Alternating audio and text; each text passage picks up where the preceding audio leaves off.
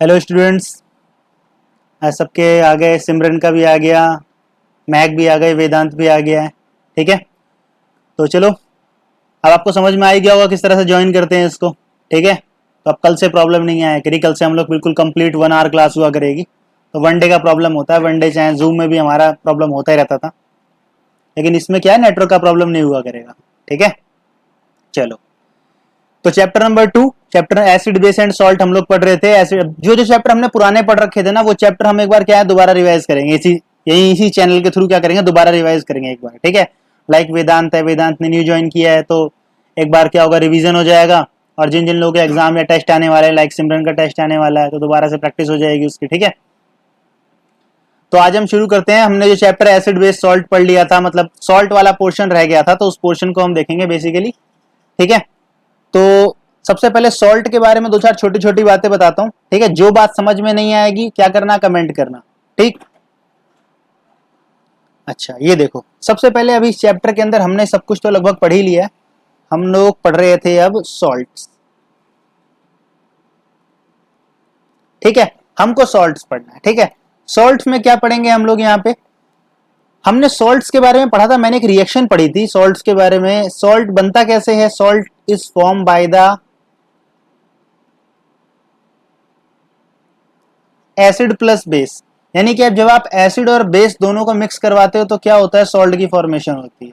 ठीक है, हम एसिड और बेस जब दोनों मिक्स होते हैं तो उस रिएक्शन को हम क्या कहते हैं, हम उस रिएक्शन को कहते हैं क्या,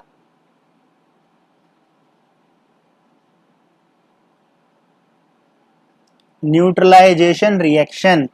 ठीक है, ये बात हमने पढ़ी थी कि न्यूट्रलाइजेशन रिएक्शन कहते हैं एसिड और बेस अब जब दोनों रिएक्ट करते हैं, तो न्यूट्रलाइजेशन रिएक्शन के बारे में हमने अपनी क्लास में पढ़ा था। The reaction in which the acid and base react with each other, they will form, क्या पढ़ा था हमने न्यूट्रलाइजेशन रिएक्शन के बारे में, when acid react with base,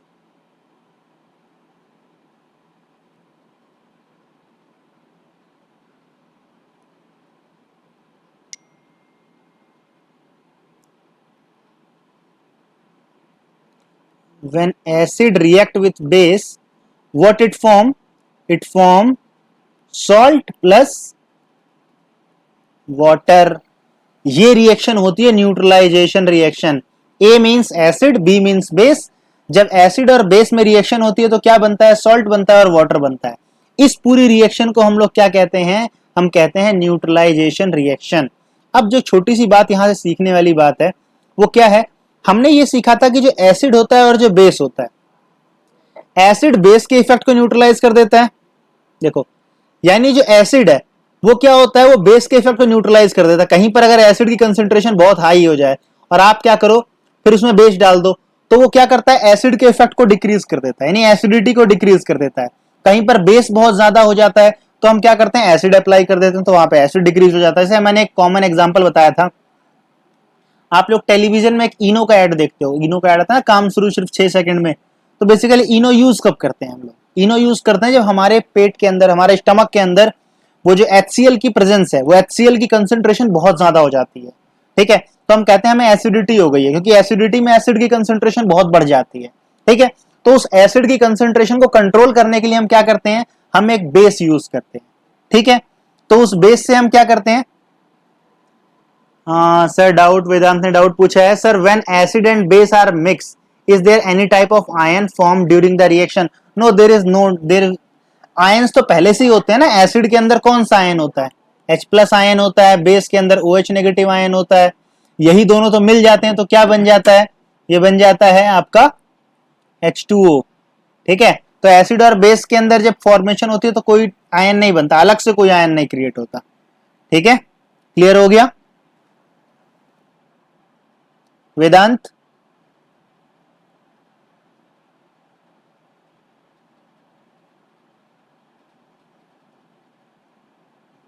देखो, अब इसके बाद आती है बात नेचर की, नेचर को समझना बहुत जरूरी है। ठीक है, तो व्हाट, हाँ ओके चलो, so now we are talking about the nature of the salt. ठीक है, sometime what we think that salt is formed by acid and base, what we think that salt is formed by, मैंने आपको बताया कि salt is formed by acid and base।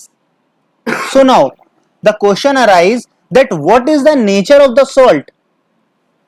अगर acid और base के mixture से सॉल्ट फॉर्म होता है तो सॉल्ट का नेचर कैसा होना चाहिए, बताओ कैसा होना चाहिए, आपको क्या लगता है, फटाफट बताओ कमेंट बॉक्स में,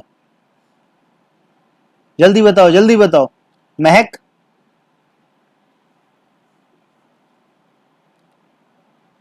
सिमरन, सॉल्ट का नेचर कैसा होना चाहिए, अगर एसिड और बेस से मिल करके सॉल्ट बन रहा है तो सॉल्ट का नेचर कैसा होना चाहिए।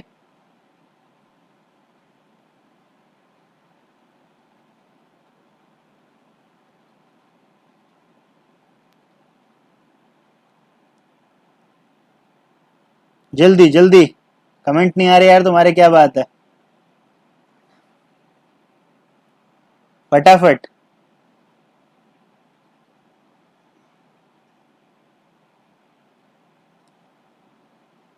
There should be a set of completely new properties. Okay. So you want to say that salt is something new property, nor neither it should be acidic nor it should be basic, है ना, मतलब आप कहना चाहते हो कि acid base में से कुछ नहीं होगा, कुछ नई प्रॉपर्टी होगी। ठीक है, देखो चलो मैं बता देता हूँ इसके बारे में कि ऐसा नहीं होता। बेसिकली क्या होता है, सॉल्ट का जो नेचर होता है कई बार, क्योंकि एसिड और बेस क्या बेसिकली क्या होता है, जब दो चीजों का मिक्सचर होता है, बेसिकली मिक्सचर है, समझो पहले वेदांत क्या है, ये कंपाउंड नहीं है। कंपाउंड के अंदर क्या होता है, कुछ नया कैरेक्टर क्रिएट होता है। मिक्सचर में क्या होता है, मिक्सचर में उन दोनों के कैरेक्टर आपस में मिक्स रहते हैं। ठीक है, जैसे कि मैं आपको छोटा एग्जांपल देता हूं, समझो कि सुबह हमारे घरों में चाय बनती है, ठीक है, न्यूट्रल, सिमरन ने कहा न्यूट्रल, न्यूट्रल एक्सपेक्टेड होता है, सिमरन ने कहा न्यूट्रल, और सही भी है, न्यूट्रल एक सही तरीके से भी आंसर भी है, लेकिन एक्सपेक्टेड आंसर है कि हर बार, लेकिन हर बार न्यूट्रल नहीं होता। ठीक है, इस बात का ध्यान रखना, कैसे नहीं होता वो बताता हूं मैं आपको। पहली बात तो ये समझो कि आपका जो सॉल्ट है वो एसिड और बेस से मिलकर के बना है, तो एसिड और बेस दोनों के कैरेक्टरिस्टिक उसके अंदर होने की पूरी पूरी प्रोबेबिलिटी होती है, पूरे पूरे चांसेस उसके होने के। ठीक है, कैसे चांसेस हैं, मैंने आपको बताया, जैसे हम टी, कोई घर में चाय बनती है, उस चाय के अंदर क्या होता है, जैसे आपने किसी दिन को चाय बनाई तो उसके अंदर आपने कार्डमम नहीं डाली, आपने जिंजर नहीं डाला उसके अंदर, ठीक है, ब्लैक पेपर नहीं डाला, तो उस वो एक टेस्ट मिसिंग रह जाता है।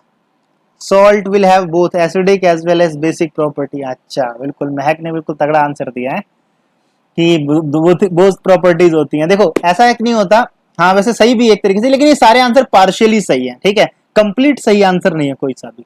हम कैसे बताएंगे सॉल्ट, या देखो सॉल्ट का नेचर डिपेंड करता है स्ट्रेंथ ऑफ द एसिड और बेस। आपके एसिड और बेस दोनों की स्ट्रेंथ के ऊपर डिपेंड करता है सॉल्ट का नेचर।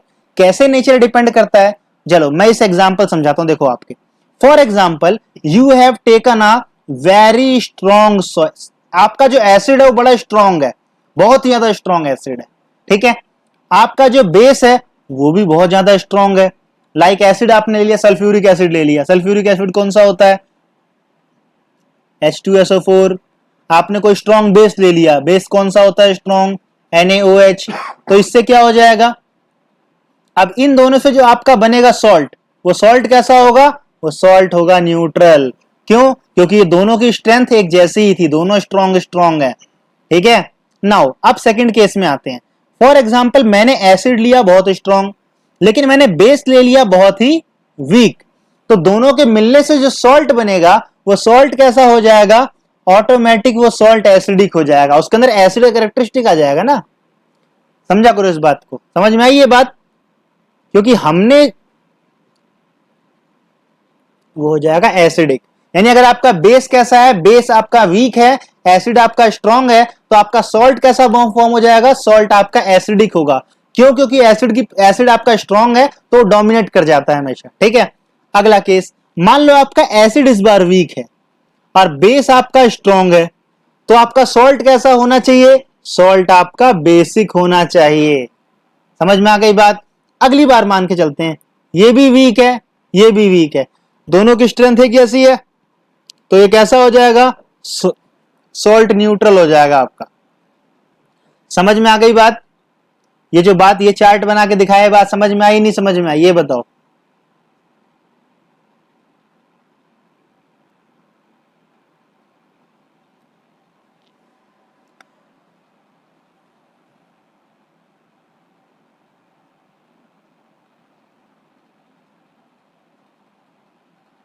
बताओ सुहाना, सिमरन, फटाफट बताओ। ये सॉल्ट के बारे में समझाया, समझ में आया नहीं समझ में आया? वेदांत,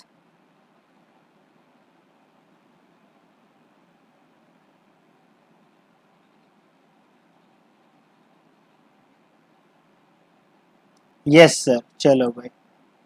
महक को तो समझ में आ गया। सिमरन, वेदांत, समझ में आया क्या? Yes sir, yes sir. देखो ये समझना क्यों जरूरी है, ऐसे देखने में तो बहुत आसान लग रहा था, सबको समझ में आ गया, बहुत अच्छी बात है, लेकिन ये आपको बताया क्यों गया? ठीक है, बताया इसलिए गया क्योंकि कई बार एग्जाम में क्या होता है, एग्जाम में आपसे ऐसा क्वेश्चन पूछ लेंगे, what do you mean by acidic salt, ऐसा क्वेश्चन पूछ लेंगे, what do you mean by acidic salt, या ऐसा क्वेश्चन पूछ लेंगे, what do you mean by basic salt, ऐसा क्वेश्चन आ जाएगा। तो what is the meaning of acidic salt, क्या आंसर लिखोगे? What is the meaning of acidic salt? So what you have to write, the salt which is form by the strong acid and weak base, that is known as acidic salt, and the salt which is formed by the strong base and weak acid, that is known as basic salt। तो इसके हिसाब से अपने answer को adjust करना रहेगा। अब दो चार एग्जाम्पल याद कर लेना, जो मैंने बातें सिखाई थी बहुत, मतलब चैप्टर के शुरू में मैंने पीडीएफ दिखाया था, उसमें एसिड और वीक बेस दोनों के नाम थे, तो अपने आप पता लगा लेना कि किस तरीके से फॉर्मेशन होगी चीजों की। ठीक है, चलो अब हम पढ़ते हैं। हमारे सिलेबस के अंदर क्या है, कुछ सॉल्ट दे रखे हैं अलग से। हमारे सिलेबस में क्या है, कुछ सॉल्ट्स दे रखे हैं अलग से। ठीक है, इंपॉर्टेंट कैटेगरी में 6 सॉल्ट्स के नाम है कम से कम।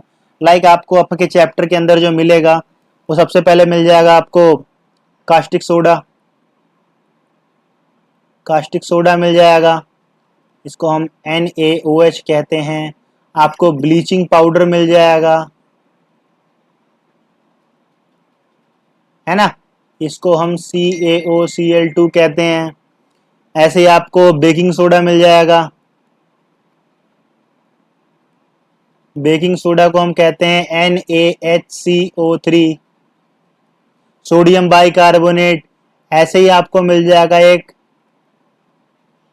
वॉशिंग सोडा, इसे कहते हैं Na2CO3, तो इसे कहते हैं हम वॉशिंग सोडा। सोडियम कार्बोनेट, ऐसे एक और होता है आपका, उसे कहते हैं POP, plaster of Paris, that is CaSO4.12H2O।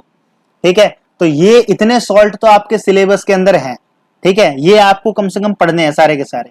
ठीक है, जब भी आप किसी सॉल्ट को पढ़ोगे तो हमें उस सॉल्ट एक सॉल्ट के बारे में, किसी भी पर्टिकुलर सॉल्ट के बारे में क्या क्या बातें पता होनी चाहिए। देखो ध्यान से, सबसे पहले आपको उसका केमिकल नेम पता होना चाहिए, फिर आपको केमिकल फॉर्मूला पता होना चाहिए, फिर आपको उसका जनरल नेम पता होना चाहिए,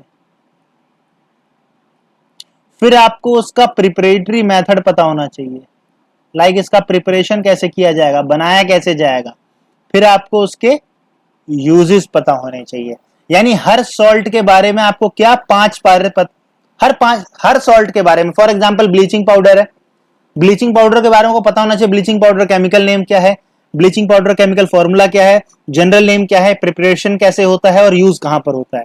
ये पांचों बातें ब्लीचिंग पाउडर के बारे में पता होनी चाहिए। ठीक है, तो जनरली तो क्या होता है, ये तीन चीजें जो ऊपर की ये तीन चीजें हैं, ये तो बड़ी कॉमन है, आप बहुत इजीली याद कर सकते हो। ठीक है, केवल प्रिपरेशन और यूजेस का बड़ा ध्यान रखना पड़ता है। पीओपी की फुल फॉर्म बता दो, पीओपी की फुल फॉर्म होती है प्लास्टर ऑफ पेरिस। ठीक है, अभी पढ़ेंगे ना पीओ, तो शॉर्ट फॉर्ट में बताया, सारा बता दिया, अभी तो हम इसे डीपली पढ़ेंगे, अभी पूरा का पूरा 1 घंटा है हमारे पास आराम से।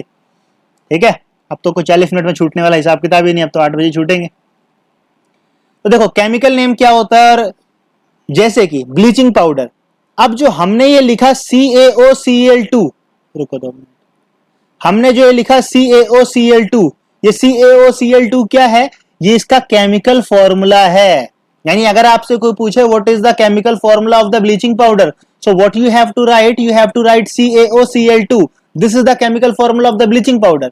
Now what is the chemical name of the bleaching powder? Chemical name is इस फॉर्मूले को डिस्क्राइब कर दो, like calcium oxychloride. Now calcium, what is the chemical name of the bleaching powder? The chemical name of the bleaching powder is calcium oxychloride. ठीक है. And general name is bleaching powder.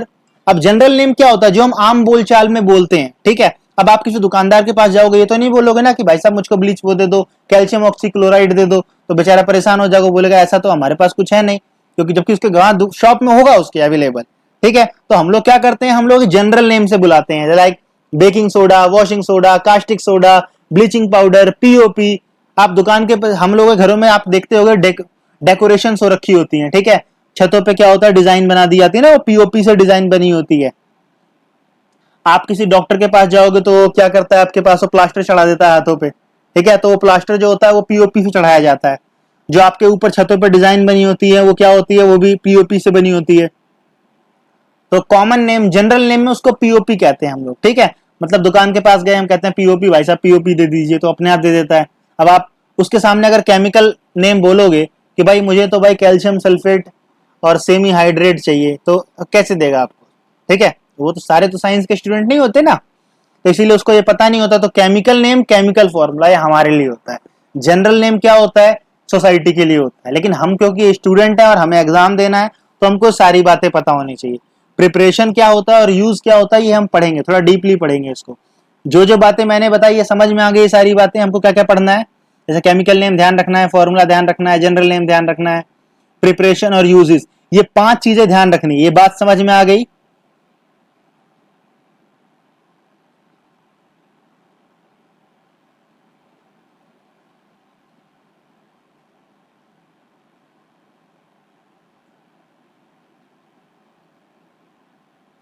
बताओ भाई, फटाफट बताओ,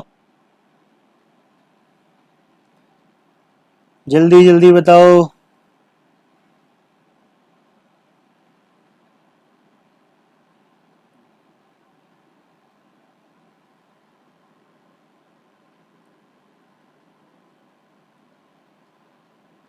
चलो भाई, मैक को समझ में आ गया. अब ये मैक को अकेले ही समझ में आ रहा है क्या, बाकी बच्चों को समझ में नहीं आ रहा क्या?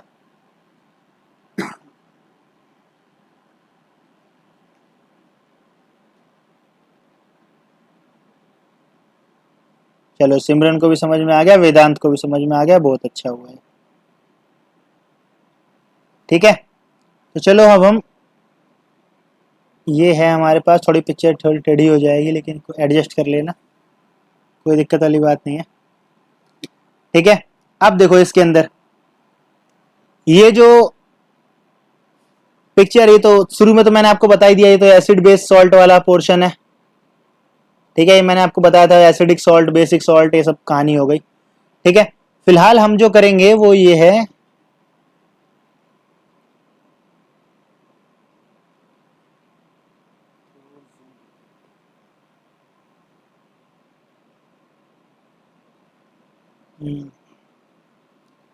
ठीक है. अभी देखो अपने को क्या पढ़ना, अभी हम, मैंने कहा जो हम सारे सॉल्ट्स हैं वो सारे के सारे सॉल्ट्स पढ़ने. ठीक है. सबसे पहला सॉल्ट अपने पास कौन सा आता है, वो आता है हमारे पास NaCl. ठीक है. NaCl, NaCl पढ़ना है हमको. ठीक है. वो क्या हो रहा है,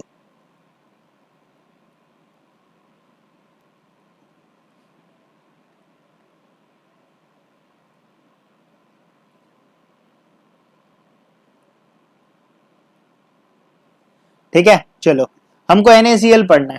ठीक. NaCl क्या होता है, सोडियम क्लोराइड. इसे हम, इस सोडियम क्लोराइड को हम लोग कॉमन सॉल्ट भी कहते हैं. ठीक है. जो कॉमन नाम बताया जा रहा है ध्यान रखना, कहां से मिलता है, सी वाटर से मिलता है. ठीक है. ध्यान रखना इस बात. ये सब छोटी छोटी बातें होती हैं, कई बार हमको लगता है बड़ी टाइम वेस्टिंग बातें, क्या फालतू चीजें पढ़ा रहे हैं, लेकिन ऐसा नहीं है कि एग्जाम में इससे बहुत रिलेटेड क्वेश्चन आ जाता है. ठीक है. मैं आपको बताऊं, इससे पिछले साल एक बोर्ड में क्वेश्चन आया था, मतलब जो भी अभी गया उससे, मतलब 2020 या 2018 में क्वेश्चन आया था कि महात्मा गांधी के दांडी मार्च से कौन सा सॉल्ट, मतलब कौन सा कंपाउंड जो रिलेटेड है. तो सोचो, एसएसटी का क्वेश्चन जो है आपके साइंस के सिलेबस में आ रखा है, तो कौन सा सॉल्ट रिलेटेड था, यही वाला NaCl. वहां नाम सोडियम क्लोराइड बताना था. ठीक है. ध्यान रखना है इस बात का. इसे रॉक सॉल्ट भी कहते हैं, रॉक सॉल्ट. कई बार ऐसा एग्जाम में क्वेश्चन आ जाएगा, रॉक सॉल्ट क्या होता है, बच्चे वहां से आ जाते हैं, टीचर को बोलते हैं सर आपने पढ़ाया नहीं, पता नहीं क्या रॉक सॉल्ट पूछ लिया वहां पे. ठीक है। रॉक सॉल्ट क्या होता है, बेसिकली सॉल्ट। अभी आप लोगों में से, आप तो क्योंकि जनरली शहर में रहे हो, तो गांव में कभी आप जाओगे तो गांव में क्या होता है, जो बहुत पुराने इलाके होते हैं ना, वहां पर ऐसा सॉल्ट यूज नहीं होता जैसे हम लोग घरों में किचन में यूज करते हैं। ठीक है, वहां पे क्या होता है, आयरन, वो आयरन कह रहा हूँ, सॉल्ट के ना ऐसे रॉक्स यूज होते हैं। जैसे आपने देखा होगा शुगर होती है, शुगर में एक मिश्री देखी होगी आपने। ठीक है, शुगर का जो सॉल्ट होता है उसे मिश्री कहते हैं, जनरली बड़े बड़े होते हैं पत्थर जैसे। ठीक है, ऐसे सॉल्ट के भी ऐसे रॉक बने होते हैं। ठीक है, तो सॉल्ट का जो वो वाला फॉर्म होता है, कोल्स वाला फॉर्म होता है, माइंड वाला फॉर्म होता है, उसे हम रॉक सॉल्ट कह देते हैं। तो वो कैसा होता है, क्रिस्टलाइन होता है शेप के अंदर, देखो लिखा हुआ है यहाँ पर। ठीक है, तो इसके बारे में जनरली बहुत कम पूछा जाता है, एग्जाम में बहुत रेयर चांस है इसका आने का। ठीक है, लेकिन क्योंकि इंपॉर्टेंट है तो इसलिए बताना भी जरूरी है। अब इसके बारे में जो अलग से बात बचती है कि ये बनता कैसे, मैंने क्या कहा, प्रिपरेशन बहुत जरूरी है। प्रिपरेशन कैसे, देखो, sodium salt is obtain by the mining of deposit of brine solution. ठीक है, ये ब्राइन सॉल्यूशन से जरूर मिलेगा, ध्यान रखना। अब ये ब्राइन सॉल्यूशन क्या होता है भाई? ठीक है, ब्राइन सॉल्यूशन का मतलब क्या होता है, पता है किसी को? चलो मैं बताता हूँ ब्राइन सॉल्यूशन क्या होता है। ब्राइन सॉल्यूशन का मतलब होता है NaOH plus NaCl, this is known as brine solution. इसको कहते हैं ब्राइन सॉल्यूशन, ये दोनों मिक्स होते हैं।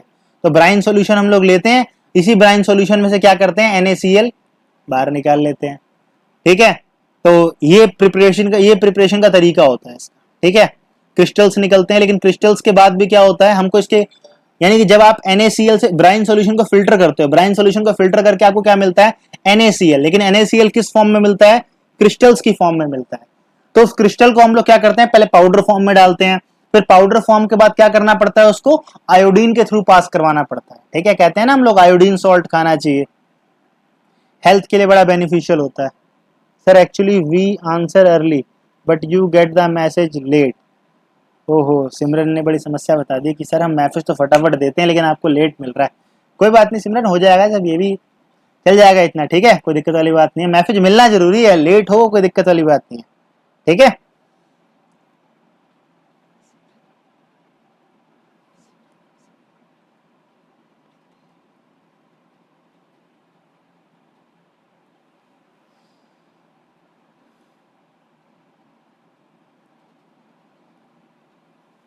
चलो भाई, तो ये क्या है, NaCl इतना कोई खास इंपॉर्टेंट नहीं है, तो इसीलिए मैंने बस थोड़ा थोड़ा ब्राइन सॉल्यूशन बता दिया आपको क्या होता है। एग्जाम में पूछ सकते हैं इसके बारे में, आपसे पूछ सकते हैं इसके बारे में, रॉक सॉल्ट के बारे में, तो ये पढ़ लेना और उसके यूजेस पढ़ लेना कि कहाँ कहाँ यूज होता है।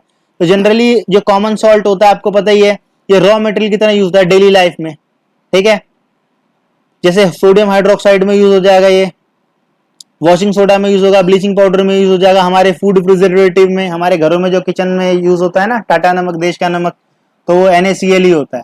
ठीक है, बस वो आयोडीन फॉर्म में हो जाता है। ठीक है, जनरली इसके यूजेस बहुत रेयर चांस है इसके बारे में पूछने के बारे में। कुछ कुछ इंपॉर्टेंट क्वेश्चंस बता देता हूँ जनरली इसके बारे में जो पूछे जाते हैं। वो क्या पूछे जाते हैं, ऐसा पूछ लेंगे आपसे कि why NaCl have high melting point, इसका मेल्टिंग पॉइंट बहुत हाई क्यों होता है, ऐसा क्वेश्चन आ जाता है कई बार।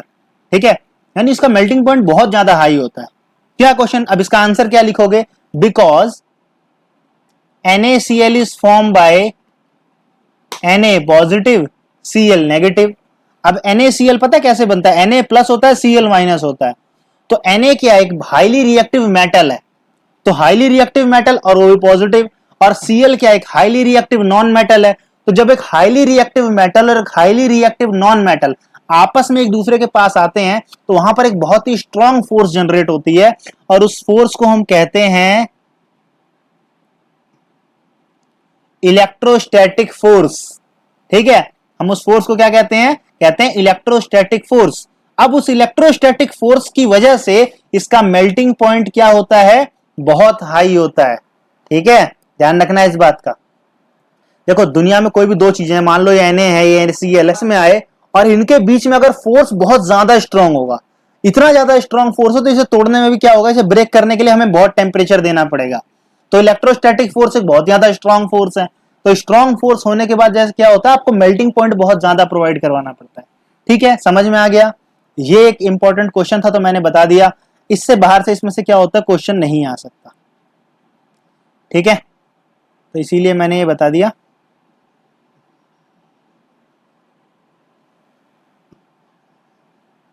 अब क्या करते हैं हम,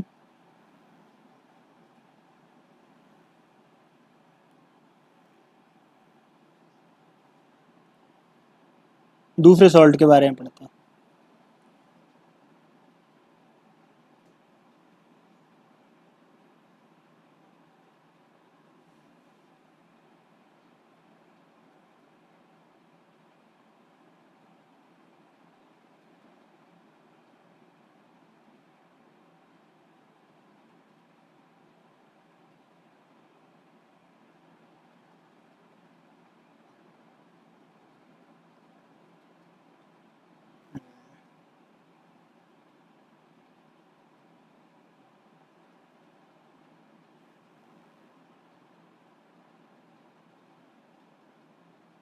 सीधा नहीं हो रहा, ये भी बच्चों की तरह है, जिद पड़ गए।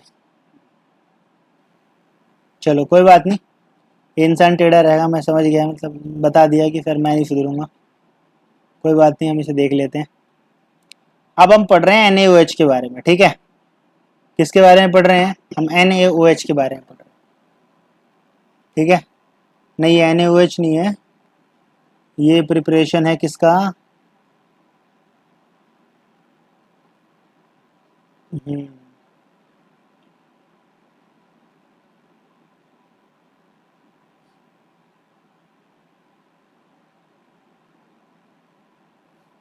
ये प्रिपरेशन है, ये जो सेकंड वाला सॉल्ट है, इस सॉल्ट का नाम है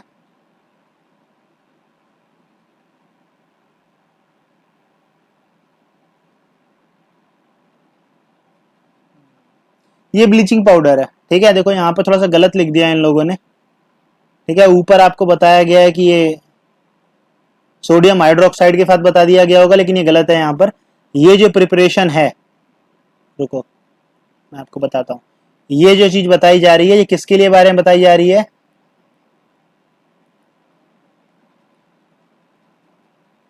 ये ब्लीचिंग पाउडर के बारे में। ठीक है, ध्यान रखना इस बात का।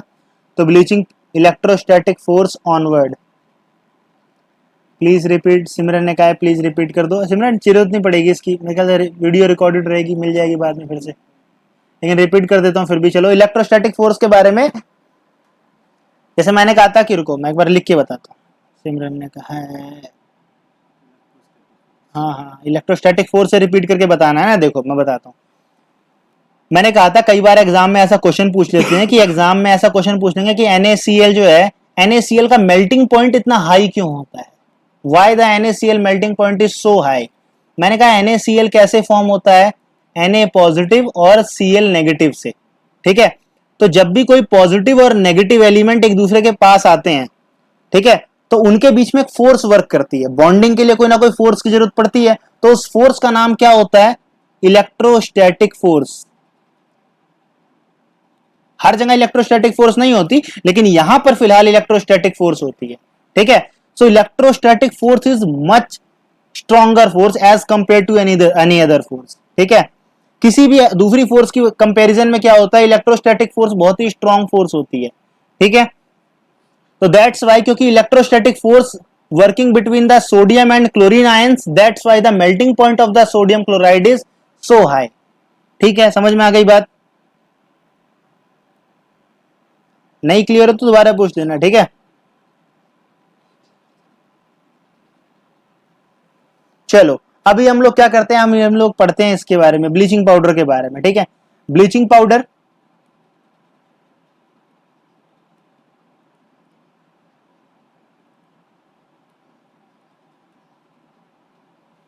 ब्लीचिंग पाउडर मैंने क्या कहा था, हमें हर चीज के बारे में कम से कम 5 बातें पता होनी चाहिए। Now bleaching powder, what is the chemical formula of the bleaching powder, chemical formula of the bleaching powder is calcium, ये देखो ध्यान से इसको,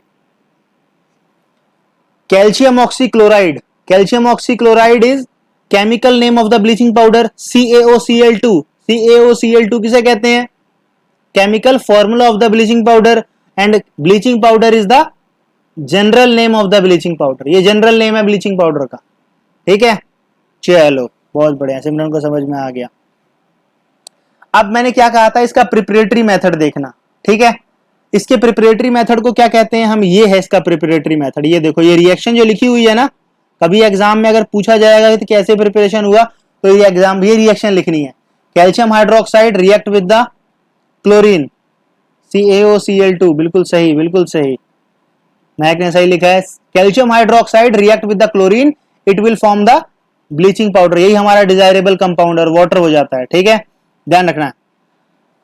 एग्जाम में जब भी कोई रिएक्शन लिखते हो तो रिएक्शन पहली बात तो बैलेंस होनी चाहिए, मैंने बताया था, रिएक्शन बैलेंस हो और बैलेंसिंग के साथ कोई गलती नहीं होनी चाहिए। फॉर एग्जांपल अगर मैं ऐसे कोई रिएक्शन लिखूं,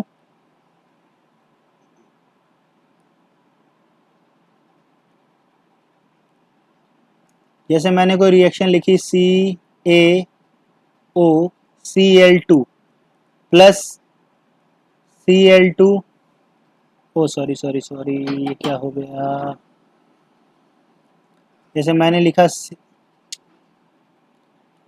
CaOH whole twice plus Cl2, ये बन गया CaOCl2 प्लस H2O, ठीक है। जैसे मैंने कोई रिएक्शन लिखी, फॉर एग्जाम्पल ये मान के चलो कि मैंने ये वाला 2 नहीं लिखा या फिर मैंने ये वाला 2 नहीं लिखा, तो पूरी की पूरी रिएक्शन को गलत मान लिया जाता है, ठीक है। कुछ भी पार्शियल सही और पार्शियल गलत नहीं होता, लिखना है तो पूरा सही लिखा जाएगा, नहीं तो पूरा गलत लिखा जाएगा।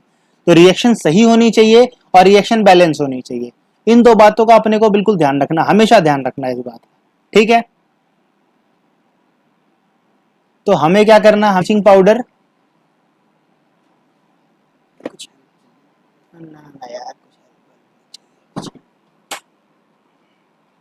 ठीक है। तो ये ब्लीचिंग पाउडर है, ब्लीचिंग पाउडर का हमने देख लिया, यहाँ पर प्रिपरेशन का मेथड मैंने बताया, ये हमारा प्रिपरेटरी तरीका है, ये हमारा प्रिपरेशन का मेथड है, ठीक है। ये हमारा केमिकल नेम, केमिकल फॉर्मूला है, ये केमिकल फॉर्मूला, केमिकल नेम, ठीक है। और ये क्लोरअल्कली प्रोसेस कहते हैं इस प्रोसेस को, इस प्रोसेस का नाम क्या है, क्लोरअल्कली प्रोसेस, ठीक है।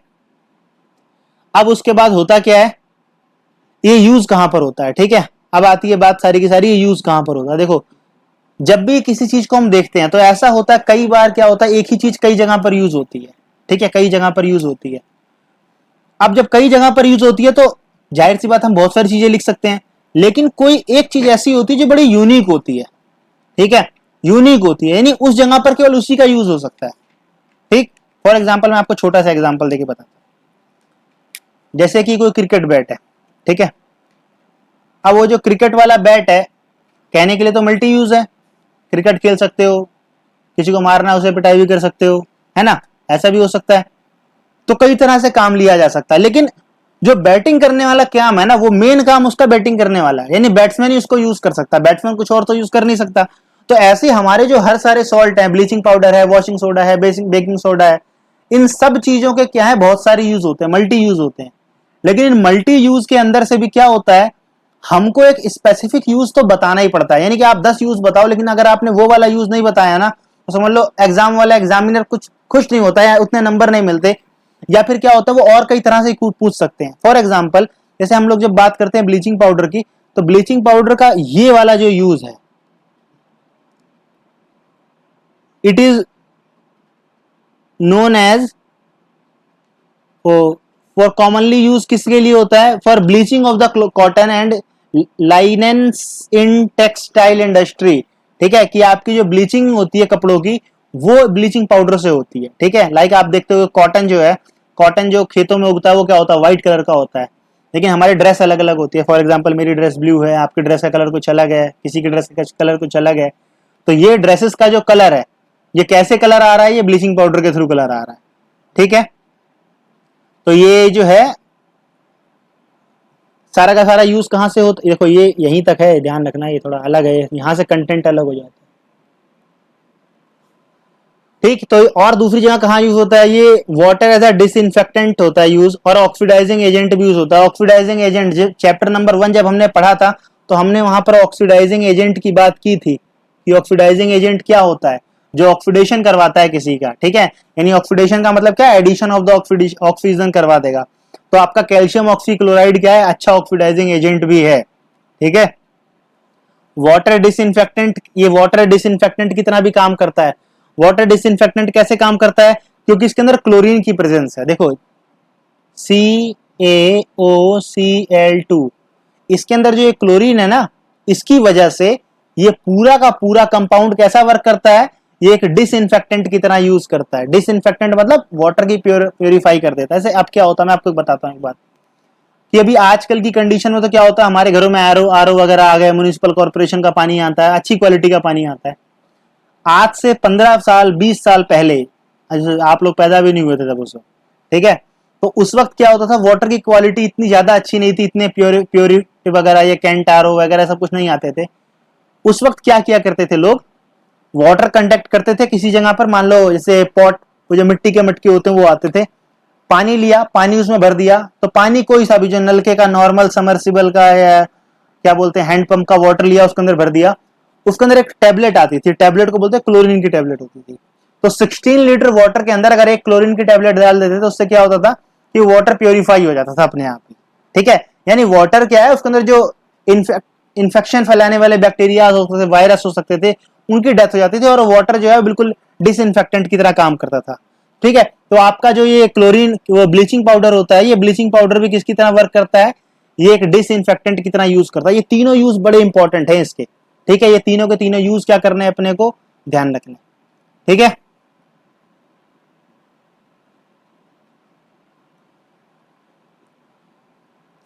समझ में आ गई बात, ये जो बात समझाई अभी तक, ये बात समझ में आई नहीं समझ में आई, ये बताओ।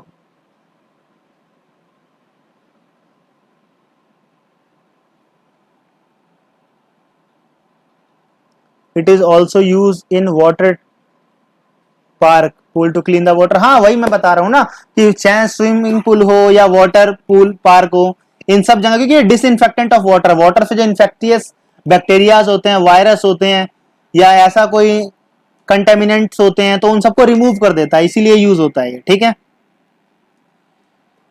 तो आज के लिए हम इतना ही छोड़ देते हैं यहाँ पर ही। कल जब हम यहाँ से शुरू करेंगे तो हम यहाँ से शुरू करेंगे, sodium, yes sir, okay okay. कल जब हम शुरू करेंगे यहाँ सोडियम हाइड्रोजन कार्बोनेट से शुरू करेंगे, ठीक है। और इससे पहले आप एक बार घर से खुद भी पढ़ लेना, आप तो समझ में आ गया ना किन किन 5 चीजों के ऊपर फोकस करना होता है मेन, तो उसके ऊपर करना। कल हम इसके कुछ पढ़ेंगे भी, और कुछ क्वेश्चंस भी मैं लेकर के आऊंगा। क्या होता है, हमको देखने में जितना आसान लग रहा है ना, ये पेपर में क्या होता है, इसका क्वेश्चन बहुत मुश्किल होता है, बहुत मुश्किल होता है।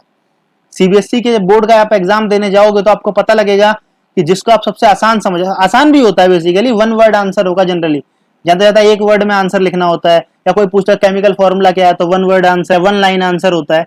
लेकिन क्वेश्चन को पहचानना ही बहुत मुश्किल होता है, आइडेंटिफाई करना बड़ा मुश्किल। कैसे मुश्किल होता है, कल मैं 2-4 क्वेश्चन आपके लिए लेकर के आऊंगा, ठीक है। तो हम पहले बात को पढ़ेंगे और फिर क्वेश्चन को करेंगे भी। अब आज आपको समझ में आ गया होगा किस तरीके से इस क्लास पे आना है, तो आप डायरेक्ट उस क्लास पे आ भी जाओगे सीधे ही, और बहुत इजीली यहाँ पर कर भी लोगे, ठीक है।